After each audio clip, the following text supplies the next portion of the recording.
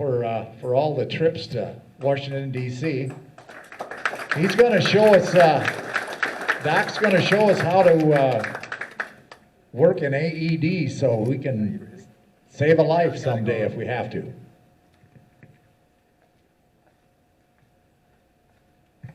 Those that want to leave, you can go right now.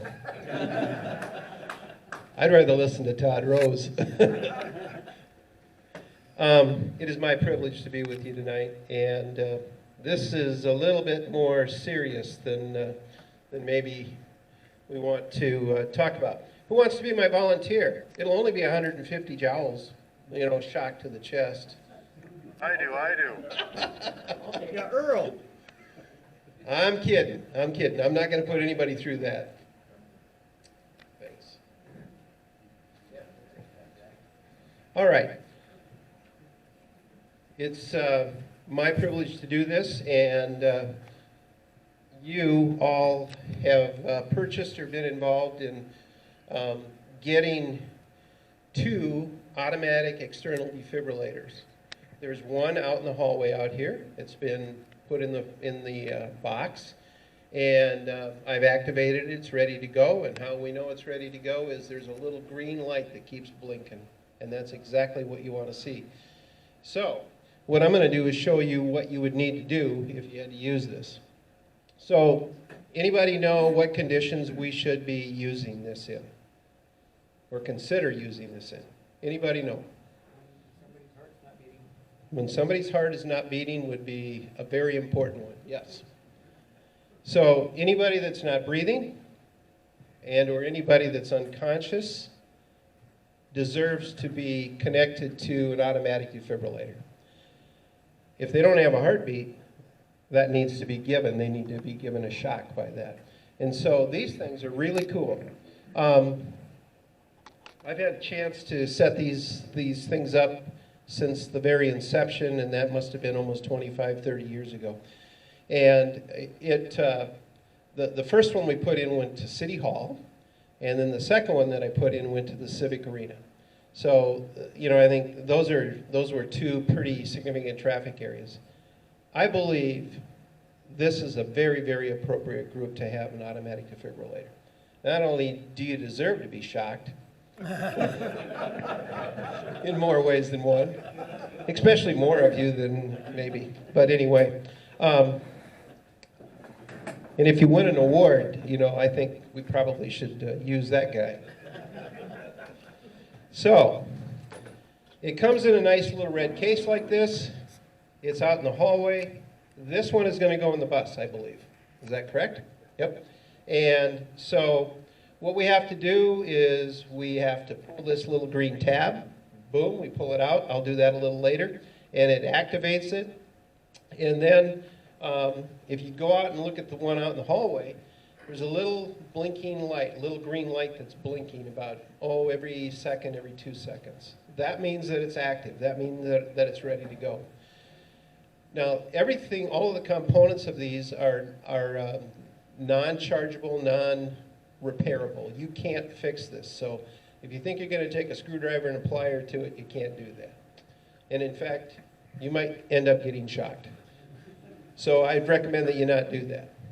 There is a group of people that we will ask, I think, to look at these on a yearly basis, and that's the fire department. So they go through the community, and they make sure that these are all up and running, and that the batteries are safe and that type of thing. The other thing that we may need to purchase is a second battery pack for each of these units, potentially down the road. And usually you just put that right in with the kit. And honestly, I've never ever seen one of these things run out, or I've never ever had to change a battery in the midst of doing a code or trying to resuscitate somebody. But let's go back and talk about who would deserve to get these. So we talked about non-breathing, unconscious, and or pulseless. No palpable heartbeat. So you open up the container, you rip out this blue thing, and what you do is you pull that thing open, and right on top are the pads. So for adults, the pad that goes in the right chest, and they're listed. They tell you exactly where to go. It sits right over here, just above your, you can go right over the nipple. And then the one on the left comes down here, and usually you put it like, for a woman it would be right under the breast, and it can angle like this, or it can go like that. And for a guy it would be down on the left side. If you're dealing with a child, if we're at a parade or something and all of a sudden we've got a child, now most of the children that have a pulseless event, it's not cardiac, it's something else. And frequently it's a drowning or that type of thing. So that brings up a whole set of new issues and concerns that we may want to think about. Now I realize that we're buying this for our group, and I don't see any children out here, but anyway. So for a child, you put the big patch. It's actually a smaller patch than what we would use in adults. And it goes right on the front, and then the second one goes in the back. So for a child, you actually have to have their shirt off or their upper garment off. For an adult, literally there's a scissor in here, and you just cut that or rip the buttons open. This kind of a shirt would be a little hard to rip, so you just cut right down the middle, because time is of the essence. We don't have time to take every button off and take the shirt off, and you can't necessarily move these people. There's a couple of scenarios that you don't want to be in. You don't want to have them touching metal, and you don't want to have them in water. So you have to get them out of water if that's the case. So if it's a drowning or it's out in a lake or a swimming pool, it has to be, you got to get them to shore and get them on dry ground, preferably. You don't necessarily have to have the patient dry, but the reason you're doing this is you're trying to save your own butt. The person that might be using this thing could actually get electrocuted in water. So that's kind of an important thing. So going forward then, it's all self-explanatory, it's all automatic. You just listen for the cues. So you pull it open, you slap the pads on. It should be ready to roll, and it should tell you it's ready. And if it doesn't, there's a green button up here. You hit that green button, and that automatically turns it on. If there's something haywire, that would be the thing to do. It will analyze the patient or, sorry, the individual's heart and assess, does it need a shock or not? And it's going to give a shock if they're in ventricular fibrillation, which means their heart is fibrillating or just shaking. And that usually means it's about 400, 300, 400, 500 beats per minute, which is not able to sustain, you in a conscious state. If there's no heartbeat, it'll pick that up. And it usually picks it up within 15 seconds. Now, if you're moving the patient, shaking the patient, if the patient's having seizures, that could affect that, and it may take longer. So, if it says defibrillate or, hit the button, there's a bright orange button down at the bottom, and that's what you hit. You hit it once, and should we have anybody touching or doing CPR to the patient at the time that we do the defibrillation? Absolutely not. Hands clear, that's right. Make sure everybody's clear, and that's why, there can be like a pen or something that's, hitting the person and hitting you. That can transfer that shock to you. When I was a med student, I actually was standing behind another med student, and the med student actually had his clothing or whatever grazing against he wasn't really touching the patient, but the shock went through him, and then it went through me and another person behind it, and we hit the wall back behind. So this isn't anything to mess around with. Now, that shock was at 200 watt seconds or 200 joules. This as an adult is 150. So it's a little bit lesser, but it's still a heck of a whop. So for a child, it automatically, if you put those children's pads on, it automatically cuts it down to 50. And it does that internally. You don't have to worry about that. So if you don't get the person back with that shock, continue CPR, doing mouth-to-mouth, doing the compressions, that type of thing. And if that's another lecture that you want, that's another lecture we should get. And I would recommend that we have, like the Red Cross or the certified instructors come and teach us, basic life support some night.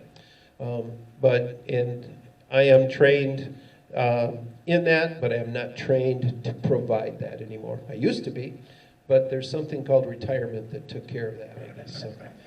But anyway, you reactivate, it automatically will continue to go, and it's going to tell you step back or stay away. And then it listens and it records and it picks up if there's a heartbeat or not. And if the patient's coming back, you're going to usually see the chest start to heave a little bit, or hear it or feel it. You are going to all of a sudden feel a pulse in the neck. Another place would be down here in the arm. And those are probably the two easiest places to find a pulse.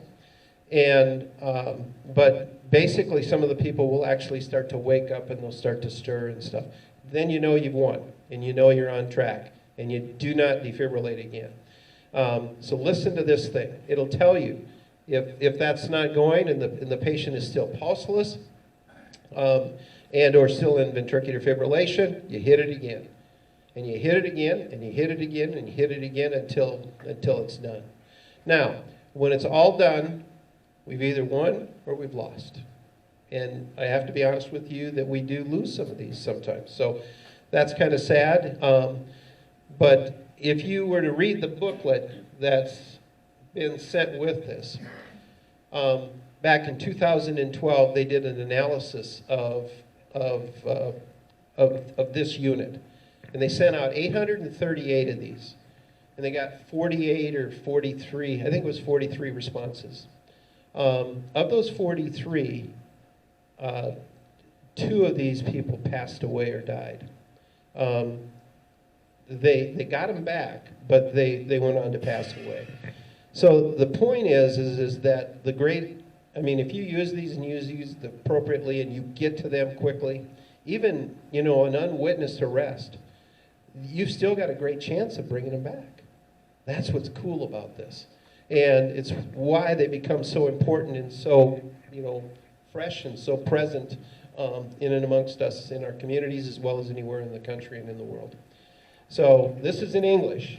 So if you speak German or French or some other language, that could be a problem. But I think most of us are speaking English here tonight, so including Todd Rose.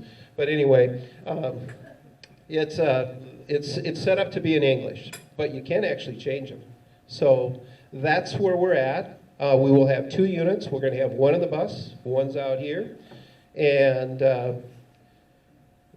does anybody feel that there's a need for, the first aid or the first responder course or the basic CPR course? If there is, I could try and arrange for some of the teachers, probably through the hospital and the clinics, to come and do that sometime for you, if you thought that was needed. Probably it's needed, but, maybe we could have it at maybe a non-meeting. Yep. Just have it here. Well, it's up to you guys. You and your board can kind of talk about that a little bit. Yeah. Let me know. But anyway, I just want to spend a few minutes with you, and I want to thank your executive committee and the board and Bob and all the people for getting these and getting them set up. This is one of those things you hope you never use. But by God, we better know how to use it. So thank you very much. One thing I'd like to bring up. Right. They will not shock Doc? a person if they don't need to be shocked. So don't be scared to use it. Yep. Are you there? Yes, I hear you. Okay, there's one thing I'd like to bring up to the Okay. doctor. Earl's on that. Okay, Earl? Go ahead, Yeah, Earl. one thing, I didn't hear you mention it, but I think an important fact is if you have this instrument tied to an individual and you're not sure if they need a shock or not, it won't shock them if they don't need it. That was just said here. You are correct. And the other thing that was said here, and I'm remiss, is the first thing you do is check your patient or check the person and shake them and see if they're responsive or not. And if they're not, call 911. Call 911, get the AED, but start CPR. And so there's a sequence here and it needs to go quickly. You don't have 3 minutes. 3 minutes, most of us